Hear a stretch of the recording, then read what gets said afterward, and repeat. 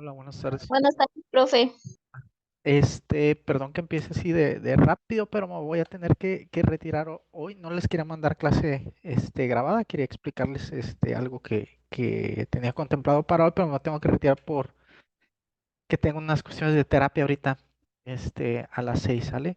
Entonces, esto que les voy a proyectar, se los voy a mandar por WhatsApp porque sí es importante que ustedes lo tengan y le den una checada.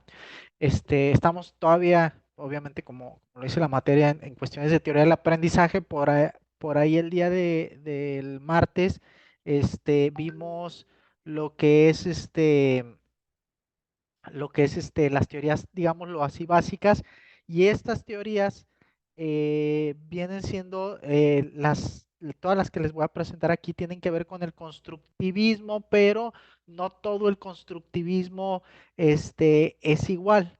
¿Ok? Hay diferentes, digámoslo así, dentro del constructivismo, hay diferentes corrientes. ¿Y por qué digámoslo así, lo profundizamos tanto aquí en la materia? Porque como les decía en la clase pasada, este, el constructivismo es lo que se está llevando hoy en día en los sistemas educativos, les diría mundialmente. Por ahí a lo mejor en algunos lugares se encontrarán otros sistemas, como por ejemplo en Finlandia, que no deja de ser constructivismo, pero es otro tipo o más bien es una de las corrientes del constructivismo, ¿no? Entonces, digamos que la intención del día de hoy, con lo poquito que tengamos de clase hoy, es que ustedes vayan conociendo las diferentes vertientes dentro del constructivismo, que no todo es el mismo. Aquí, como les muestro en la imagen, va por aquí de los más conocidos, tienen a Ausubel, a Bandura, a Piaget y Vygotsky, Brunner y Gagne. eh, Digámoslo así, no son tan conocidos en la generalidad, pero obviamente en quien se mueve en el mundo de la pedagogía, sí los conoce. ¿Ok? Entonces les repito, estas teorías, todas ellas, todos estos autores que ustedes están viendo aquí son constructivistas, pero no todo el constructivismo es igual. Dentro del constructivismo hay tres corrientes diferentes. ¿Cuáles son las tres corrientes diferentes? Hay un constructivismo cognitivo, hay un constructivismo social y hay un constructivismo psicogenético. ¿Ok? Va a tener diferentes explicaciones y son diferentes de cada uno de ellos, ¿ok? Entonces, fíjense bien, primero, el constructivismo, y ahorita pasamos con cada uno de ellos. El constructivismo cognitivo, ¿sí? Se enfoca más a las cuestiones esquemáticas del alumno, ¿sí? La cuestión simbólica, aplicando lo que ya habíamos visto la clase pasada, lo que habíamos visto de constructivismo, pero con una vertiente un poquito más cognitivo-conductual, si lo quieren ver así. Eh, Aquí entraría muchísimo, digamos, si ustedes lo quieren depositar, digamos, en un autor, digámoslo así, teórico, relaciónenlo mucho con Piaget, ¿sí? El constructivismo cognitivo, entonces, como les digo, se enfoca en cuáles son los esquemas del alumno. Acuérdense que los esquemas, desde la teoría piagetana o cognitivo-conductual, un esquema es lo que nosotros conocemos como concepto, ¿vale? Nada más que en cognitivo lo llamamos esquemas. Entonces, aquí en el constructivismo cognitivo, digamos que en este modelo teórico de pedagogía, nos vamos a enfocar mucho en cuáles son los conceptos del alumno y que el alumno entienda cómo va desarrollando esos conceptos. O sea, eh, me es muy fácil a mí por cuestiones a lo que yo me dedico, pero por ejemplo, temas como el amor, si lo quieren ver en un tema social o lo quieren ver en un tema de ciencias exactas, el número, el valor, que son cosas diferentes, un número, un valor, ¿sí? Pero el valor como algo abstracto, el valor hablando en matemáticas y el amor hablando en cuestiones de ciencias sociales, son dos conceptos abstractos, ¿sí? Porque el valor no existe, o sea, no es algo que tú me puedas poner aquí que yo lo vea, pero es un concepto, es decir, es un esquema. Entonces, ¿cómo representamos? Y aquí vendría lo importante en esta teoría del constructivismo cognitivo. O sea, nosotros cómo representamos los valores en matemáticas. ¿Sí? Y entonces no sé si se acuerdan, creo que con ustedes fue, creo que sí fue con ustedes, que les enseñé la cuestión de las regletas y hasta que se las proyecté por ahí estos cuadritos de madera que representan un valor numérico y que el niño puede aprender matemáticas de manera más fácil, ¿no? Entonces tiene que ver con eso, o sea, ¿cómo le voy a enseñar al niño el concepto del valor? ¿Sí? ¿Cómo le voy a enseñar al niño el concepto de las leyes, ¿sí? Del amor, de los signos, por ejemplo, los signos numéricos? Es muy interesante. No sé si ya este, ustedes ya habrán visto esa materia de pedagogía de las matemáticas, algo así creo que se llama, pero son cosas muy interesantes. O sea, por ejemplo, los símbolos numéricos y, y perdónenme, los signos numéricos y las operaciones, discúlpenme, se me fue el rollo. Los símbolos numéricos y las operaciones, o sea, no es lo mismo un símbolo matemático que una operación matemática. O sea, muchas veces el alumno confunde y ahí es donde se centraría mucho, por ejemplo, el constructivismo cognitivo.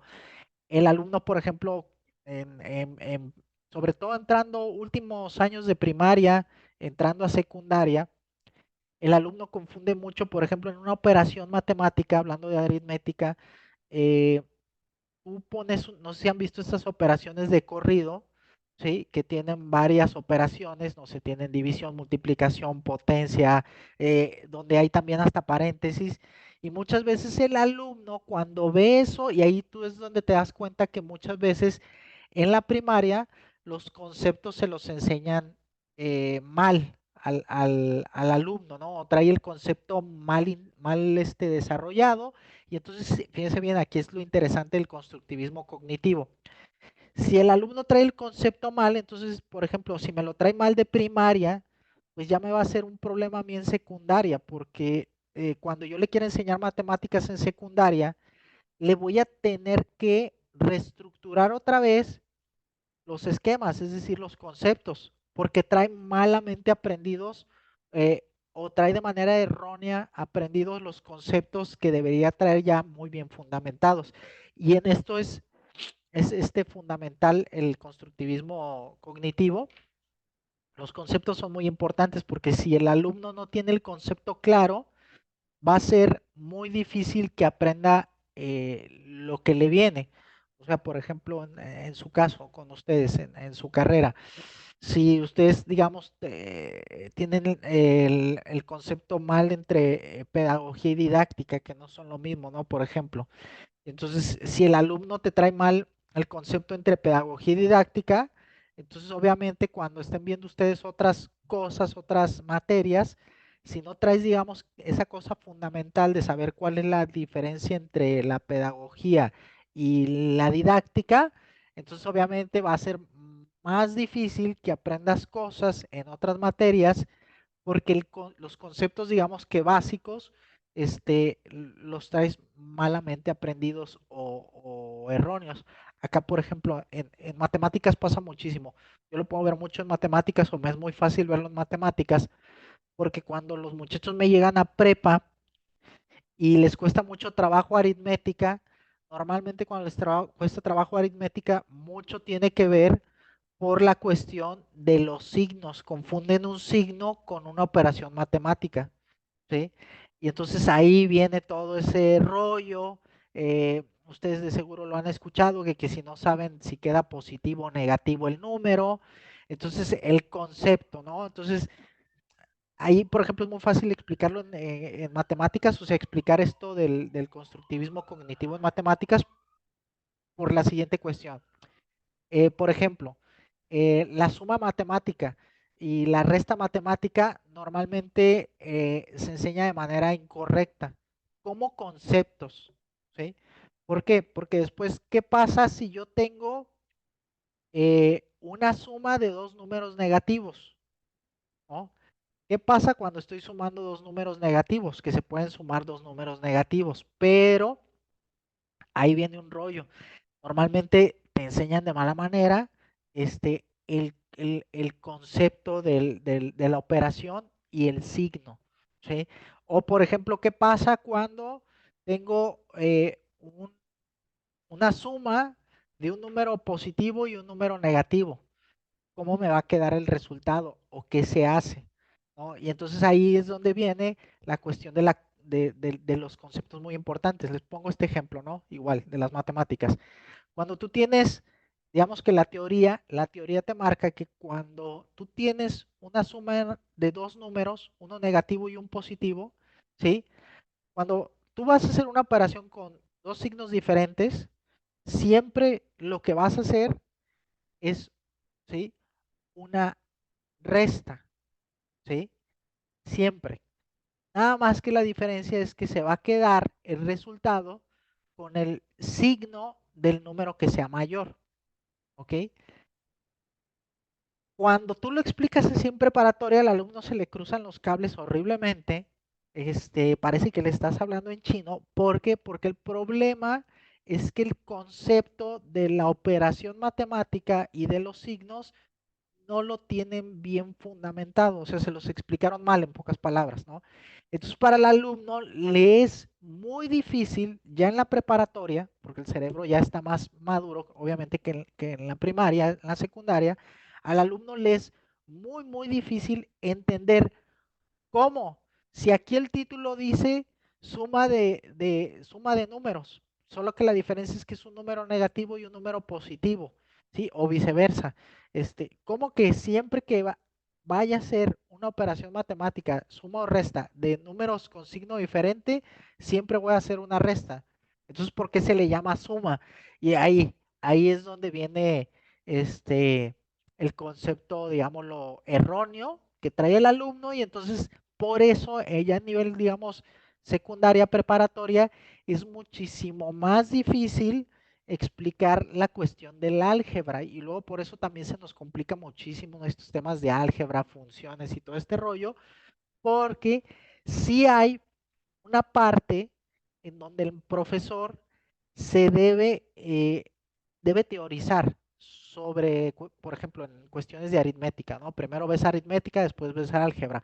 Pero, por ejemplo, la parte de la aritmética es muy importante, pero más que sumar, restar, dividir y multiplicar potencias, y raíz cuadrada, que son las operaciones básicas de la aritmética, lo más importante y las primeras clases se deben enfocar en que el niño entienda los conceptos. Tú entiendes el concepto, después cosas más complejas son muy sencillas porque entendiste el concepto. Y ahí es donde parte y la base del constructivismo cognitivo. Ese es su fundamento. Hay que al alumno dejarle muy bien los conceptos. Los conceptos van a ser muy importantes. Cuando recibas alumnos de grados más avanzados, tienes que checar mucho cuáles son los conceptos que traen los alumnos. O sea, que no cometas este error de suponer porque el muchacho ya viene a segundo, tercero de secundaria, por decir un ejemplo, el muchacho ya sabe lo que es una suma, ¿sí? Y entonces yo me pongo a dar la clase entendiendo que el muchacho ya debe traer aprendido lo que es el concepto de la suma, como concepto, ¿sí? No como definición, ¿eh? Esto es muy importante. Una cosa es una definición, otra cosa es un concepto, ¿ok? Porque definiciones puedes encontrar muchas. El punto importante de los conceptos, para decirlo más técnicamente desde lo cognitivo, los esquemas es, y aquí viene lo importante, no es lo mismo que tú te aprendas una definición a que tú entiendas un concepto, ¿ok? Cuando las personas entienden los conceptos, tú se los puedes explicar de 20,000 maneras, la persona va a entender de qué estás hablando. ¿ok? Por ejemplo, si tú tienes muy bien desarrollado o muy bien entendido el concepto del amor, no importa la definición que yo te dé, siempre y cuando sea una definición correcta, si es una definición de ChatGPT, si es una definición de algún libro de sociología, si es una definición de un libro de psicología, si es una definición de un libro, no sé, de inteligencia emocional, tú entiendes que se está hablando del amor, porque entiendes el concepto. Cuando tú aprendes una definición, ¿sí? Esto va a ser muy importante. Cuando tú te enfocas a que el alumno nada más esté macheteando definiciones, el problema viene que cuando al alumno alguien le diga, y ya no como alumno, ya como profesionista o ya digámoslo en la calle, alguien le diga otra definición del mismo tema, el alumno va a decir, no sé de qué me estás hablando. Es que yo sabía que amor era esto específicamente, esto, y te recitan la definición.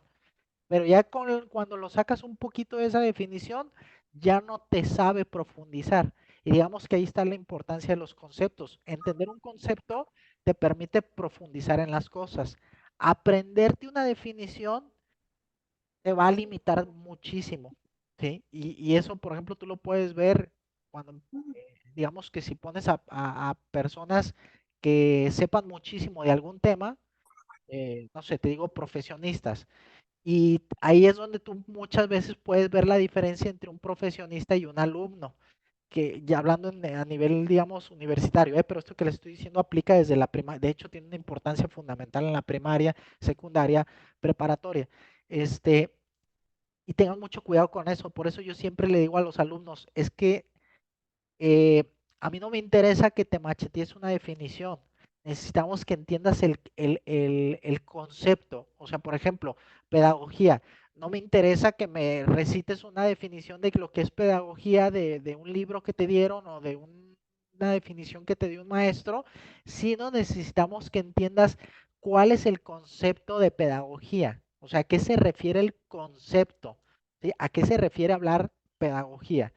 Que no es lo mismo, le repito, que la definición. Entonces, el constructivismo cognitivo se basa en que las personas tengan muy bien fundamentados los conceptos y a niveles un poquito más avanzados académicos, antes de empezar a dar una clase o una explicación, hacer esta famosa examen de conocimientos previos, en saber escuchar qué conceptos trae el alumno, por ejemplo, en psicología, que es mi rama, este, muchas veces los alumnos en psicología, y por ejemplo este sábado me va a pasar porque voy a dar una materia de investigación en psicología, muchas veces el alumno cuando entra a estudiar psicología confunde psicoterapia con psicología y no es lo mismo. La psicoterapia es una rama de la psicología, pero es una rama pequeña de la psicología. La psicología es muchas cosas más que nada más dar terapia y no es lo mismo, porque la psicología, por ejemplo, es una ciencia, la psicoterapia es una disciplina. Una disciplina no necesariamente es una ciencia. Entonces, y ustedes lo ven hoy en día, la psicología malamente se critica mucho, pero lo que la gente quiere criticar es la psicoterapia. Y entiendo que critiquen la psicoterapia, pero la psicología sí es una ciencia. La psicoterapia muchas veces no lo es una disciplina, ¿no? Entonces te fijas como si tú nada más te vas por definiciones, te puedes confundir en ciertas cosas y te vas a equivocar al momento, sobre todo de entender y posteriormente explicar cosas. Y eso es fundamental.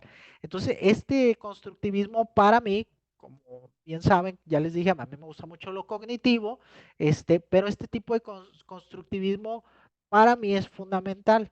¿Sí? Dos autores del constructivismo cognitivo tienen aquí, obviamente, a Brunner, a Gagne y sobre todo a Auswell, ¿sí? Que dentro, los tres son constructivistas cognitivos, pero dentro de cada uno de ellos tienen sus particularidades, ¿ok?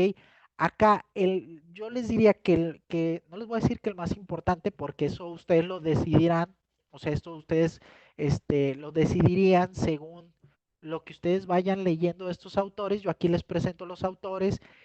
ustedes ya, dependiendo lo que más les guste, ya pueden profundizar en cada uno de ellos. En lo personal, a mí uno de los que más me gusta en general, en cuestiones pedagógicas, Piaget va de cajón, pero Piaget es más psicogenético, es Ausubel, ¿sí?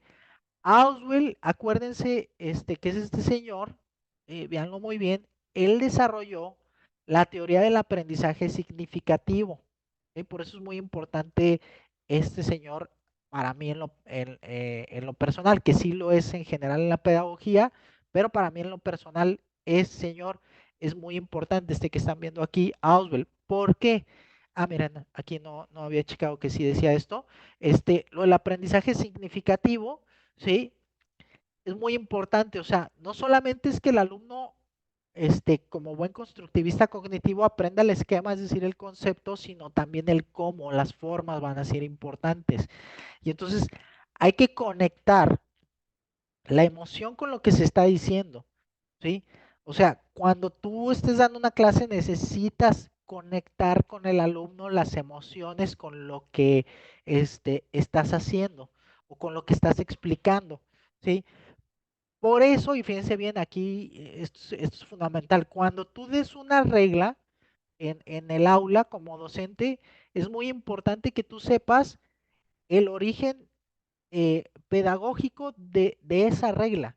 O sea, ¿por qué es importante? Por ejemplo, guardar silencio. ¿Por qué es importante guardar silencio? O sea, que no estén todo el mundo hablando. O, por ejemplo, en mi caso, yo cuando a los alumnos les digo que tienen prohibido el celular en mi clase, este, les explico por qué, les explico esta parte de Ausubel, ¿sí? Si tú estás en el celular y yo estoy hablando y te estoy, no sé, estoy tratando de conectar con tu vida diaria lo que yo estoy explicando y tú estás en el celular, va a ser muy difícil que tú conectes con la clase. Y entonces, si tú no conectas, no será el aprendizaje significativo y sí, estás escuchando la clase, pero no vas a conectar. Y entonces, lo más probable es que eso que estás escuchando no se te va a quedar. ¿Sí? Esa es la importancia del aprendizaje significativo desde, obviamente, la perspectiva de Ausubel, que si tú no conectas realmente digamos, con lo que se está viendo, ¿sí? Va a ser muy difícil que se te quede en la mente. Les repito, ahí viene el problema. Ustedes me pueden decir, maestro, después se estudia. Sí, pero muchas veces el alumno y las personas tienen el concepto equivocado de lo que es estudiar y estudiar no es memorizar, por esto mismo que les digo. O sea, tú te puedes memorizar algo, el problema viene que si te saco yo de ese contexto que te aprendiste, de eso que memorizaste, perdón, te saco de contexto, ya no vas a saber ni qué onda. O sea, te, te lo pongo algo muy sencillo. Eh, Psicología, cualquier maestro de psicología debería poder dar, bueno, así de simple y sencillo, para mí, esto es desde mi perspectiva.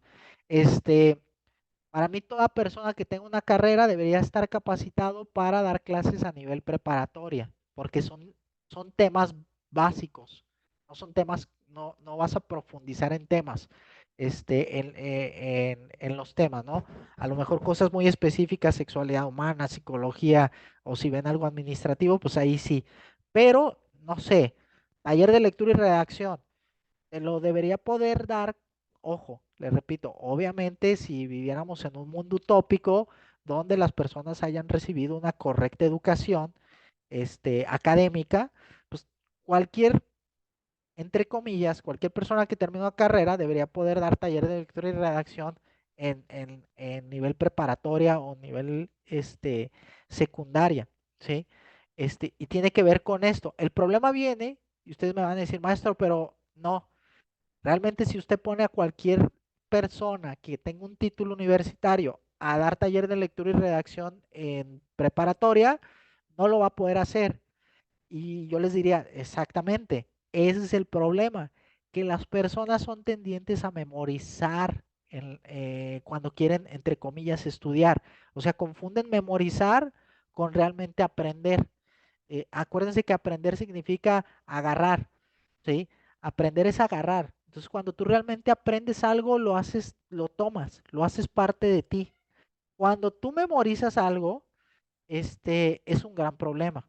Porque le repito, simplemente te lo vas lo vas a estar repitiendo, pero no vas a saber todas las capas de profundidad que tiene eso que memorizaste, que tiene un montón de capas de profundidad, ¿no? Entonces, ahí Oswald también nos menciona esta parte del aprendizaje significativo, que obviamente para que un alumno entienda los conceptos a profundidad, el alumno tiene que darle una funcionalidad al concepto. Es decir, si yo llego a cualquier salón al que ustedes me digan y empiezo a hablar del tema del amor, me van a mandar al carajo. Y eso es entendible. ¿Por qué? ¿Por qué fregados estoy viendo esto en este nivel, en primaria, secundaria, preparatoria, en cualquier carrera? O sea, ¿a qué voy con esto?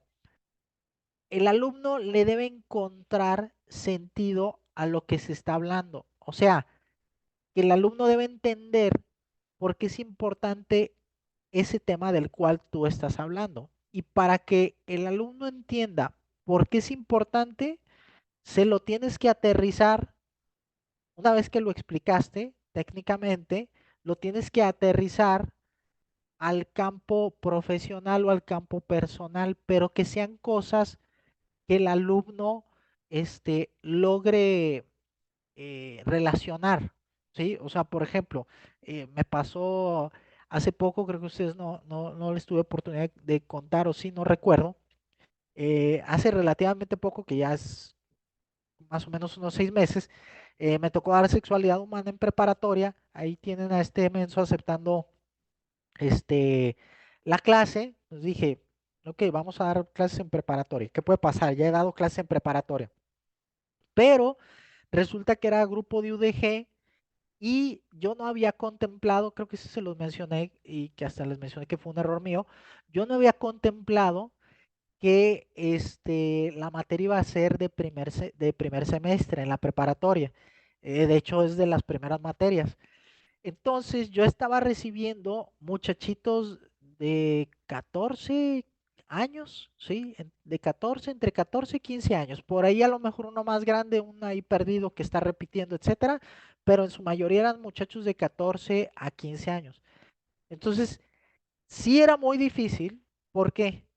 Porque obviamente la fácil, para ser significativo los temas de sexualidad, lo relacionas con cosas que los muchachos están experimentando hoy en día, que el noviazgo, que este tipo de cosas. El problema venía con que en el salón, en un salón de 40 muchachos, muchachas, la mitad sí estaba experimentando esas cosas, es decir, ya estaban en su etapa 100% así adolescente, pero la otra mitad del salón todavía se seguían comportando y vivían como niños todavía. O sea, a pesar que físicamente ya eran adolescentes, o estaban muy sobreprotegidos por los papás, los tenían viviendo en una burbujita, no les interesaba todavía salir con personas en temas románticos, etcétera.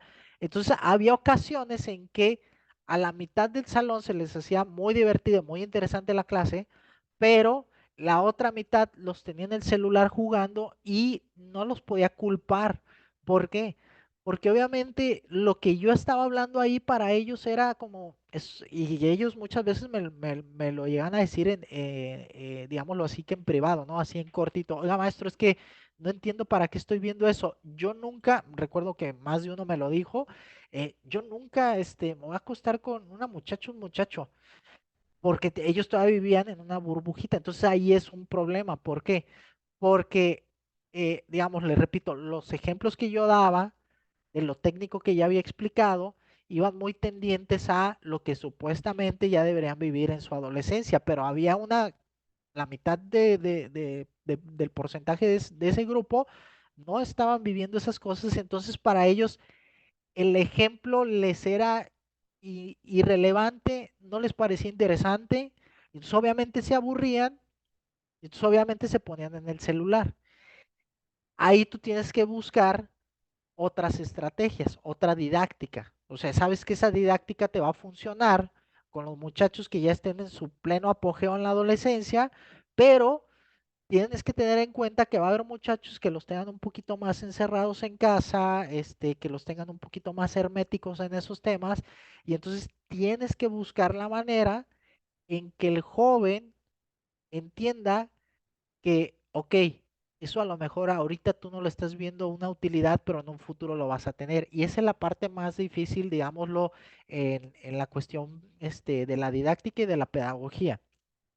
Esta parte de hacerle entender a las personas que quizá lo que están viendo en el momento no les parece relevante, pero que en el futuro, cuando tú ya entres a otra etapa de tu vida, en primaria, secundaria, preparatoria, o si estamos hablando de una carrera, ya cuando entres al campo profesional, son cosas que las vas a necesitar, que a lo mejor ahorita piensas que no, ¿sí? Y obviamente también está la parte que eso es algo que ustedes van a tener que desarrollar esta habilidad, eh, como es la cuestión de la vida hoy en día, ¿no? Hoy en día me pasaba con un muchacho de negocios internacionales que les pregunté cómo los contrataron y uno de los muchachos me dijo, maestro, a mí el papá de un amigo me metió a la empresa, yo no sé ni qué pedían, no sé ni qué papeles entregué,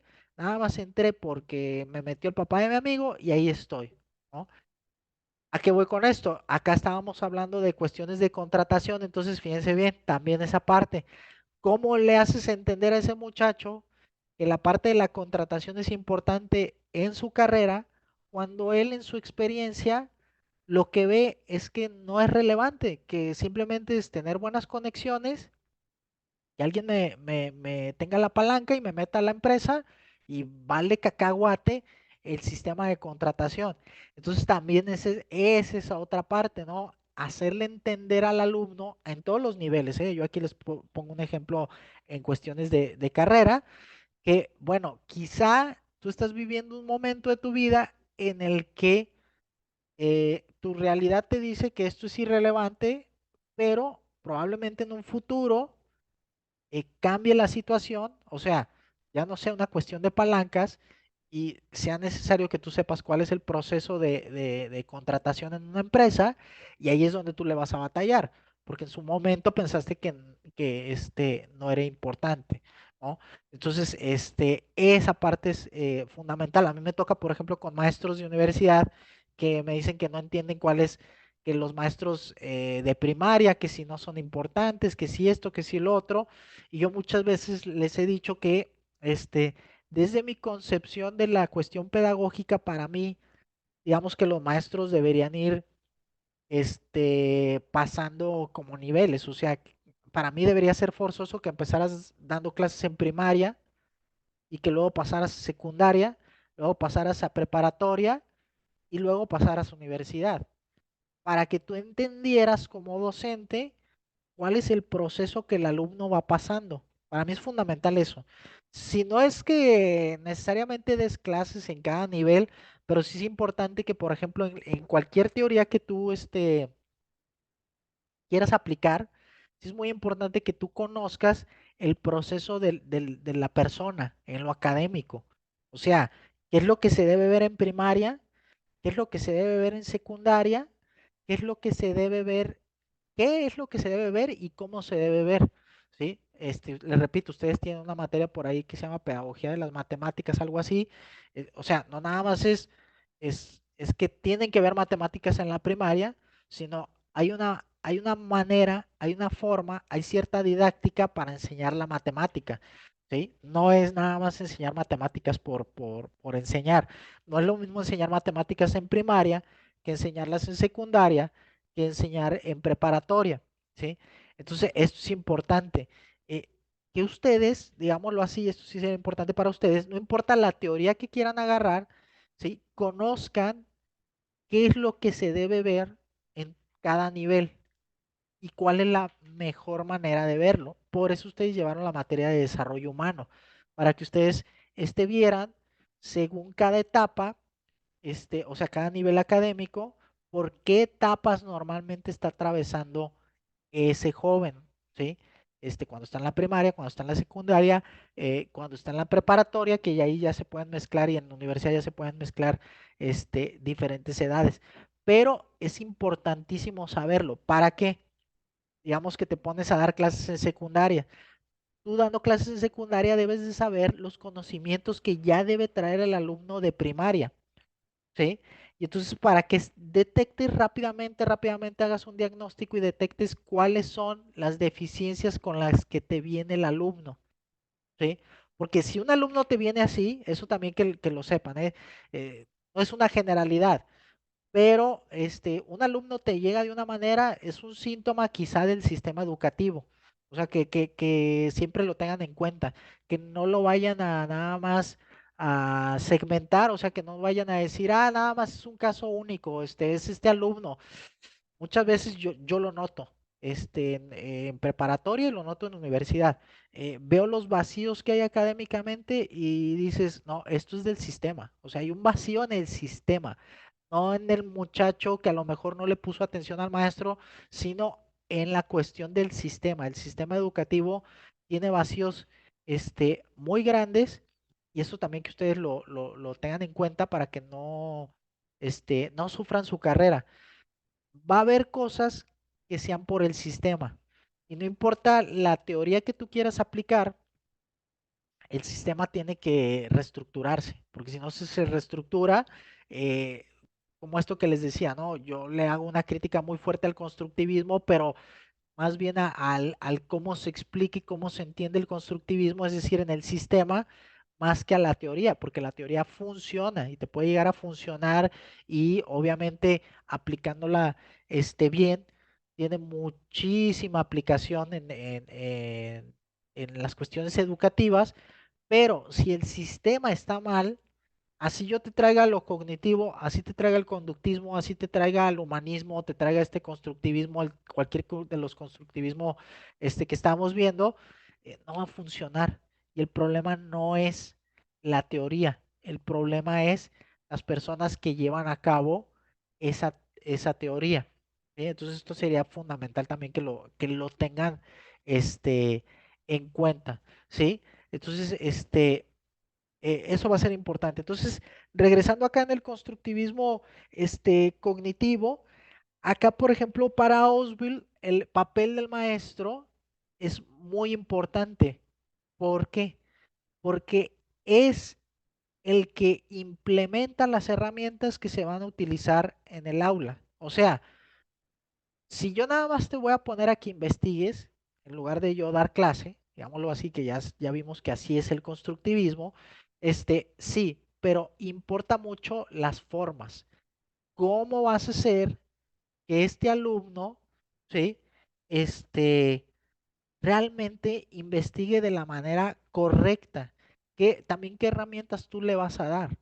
O sea, nada más tu única herramienta va a ser el celular del alumno o tú le vas a brindar o lo vas a dejar que busque ahí libremente o tú le vas a traer y le vas a proponer lugares de donde investigar, que obviamente tú ya checaste previamente, para que el alumno empiece, como yo digo coloquialmente, empiece a caniquear, empiece a pensar, se empiece a cuestionar y ahí se despierte la duda del alumno y el alumno ahora sí aplique, digamos, el constructivismo correctamente y ahora sí, ¿sabes qué? Le voy a preguntar al maestro. ¿Por qué? Porque me hizo investigar esto de los lugares correctos, se me empieza a generar dudas, ¿sí? Lo empiezo a asociar con cosas que me pasan a mí en la parte profesional o en la parte de mi vida